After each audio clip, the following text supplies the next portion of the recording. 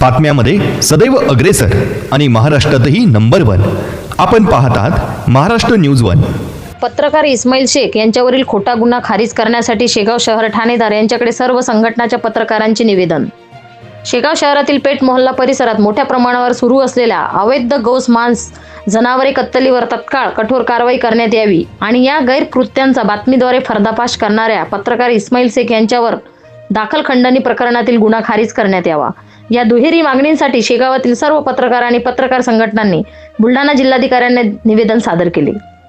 पत्रकार संघटनांनी दिलेल्या निवेदनात म्हटले आहे की संत गजानन महाराजांच्या पद पावन स्पर्शाने पवित्र झालेल्या शेगावमध्ये सध्या अवैध कत्तलीचे प्रमाण वाढत असून पेठ मोहल्ल्यासारख्या दाटीवाटीच्या राहणी भागात चोरीची जनावरे आणून त्यांची क्रूरपणे कत्तल केली जात आहे। शहरात कुठेही परवानधारक कत्तलखाने नसतानाही घराघरात असे प्रकार सुरू असल्यामुळे दोन समाजांमध्ये तणाव निर्माण होण्याची भीती असल्याचेही त्यांनी निवेदनात नमूद केले आहे।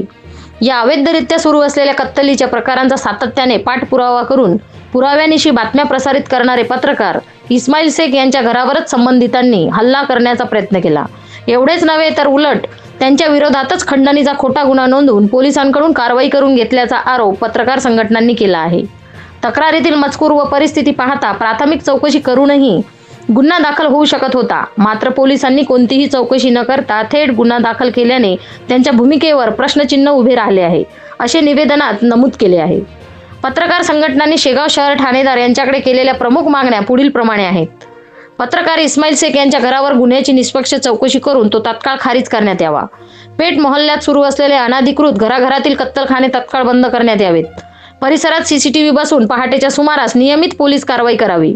रस्त्यावर उघडपणे सुरू असलेल्या गोवंश मांस विक्रीवर तात्काळ नियंत्रण आणावे। पत्रकार संघटनांनी इशारा दिला आहे की प्रशासनाच्या दुर्लक्षामुळे भविष्यात दोन समाजात दुरावा निर्माण झाला किंवा कायदा सुव्यवस्थेचा प्रश्न उद्भवला तर यास नगरपालिका आणि पोलीस प्रशासन जबाबदार राहील। निवेदनाची प्रत जिल्हा पोलीस अधीक्षक, तहसीलदार, नगर परिषद मुख्याधिकारी आणि शेगाव शहर पोलीस स्टेशन यांना पाठवण्यात आली आहे।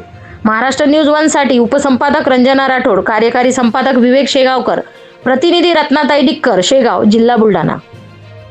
या बातमीचा व्हिडिओ तुम्हाला आवडला असल्यास व्हिडिओला लाईक करा, शेअर करा आणि महाराष्ट्र न्यूज 1 या न्यूज चॅनलला सबस्क्राईब करा। धन्यवाद।